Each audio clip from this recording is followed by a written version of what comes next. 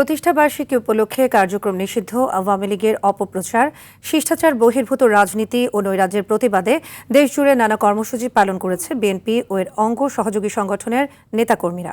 প্রতিনিধিদের পাঠানো তথ্যচিত্রে সেসব খবর জানাচ্ছেন সুলাইমান কবির।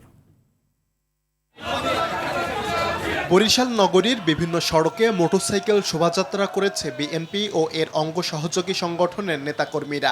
এছাড়া সদর রোডের দলীয় কার্যালয় সহ বিভিন্ন গুরুত্বপূর্ণ সড়কে অবস্থান করেন তারা।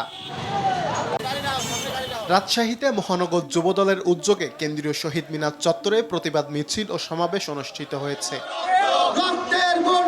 যশোরে প্রতিবাদ মিছিল ও সমাবেশ করেছে যুবদল, স্বেচ্ছাসেবক দল ও ছাত্র দল। এ সময় আগামী ৩০ জুন পর্যন্ত মাঠে অবস্থান করার ঘোষণা দেন নেতাকর্মীরা। এছাড়াও বেনাপোলে বিক্ষোভ মিছিল করেছে শ্রমিক দল। ঢাকার ধামরাই ও গাজীপুরের টঙ্গীতে মোটরসাইকেল শোভাযাত্রা ও অবস্থান কর্মসূচি পালন করেছেন বিএনপি নেতাকর্মীরা।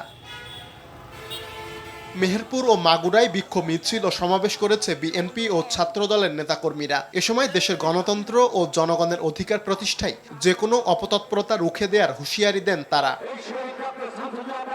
প্রতিবাদ মিছিল, মোটরসাইকেল শোডাউন ও পথসভা অনুষ্ঠিত হয়েছে মুন্সিগঞ্জের সিরাজদি খান ও রংপুরের পীরগঞ্জে। এ সময় যে কোনো অরাজকতা রুখে দেওয়ার ঘোষণা দেন নেতাকর্মীরা।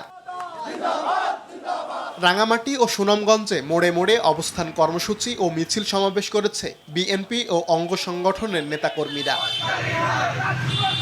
অপপ্রচার ও শিষ্টাচার বহির্ভূত রাজনীতির বিরুদ্ধে জামালপুর, ভোলা ও রাজবাড়ীর যুবদলের প্রতিবাদ মিছিল অনুষ্ঠিত হয়েছে।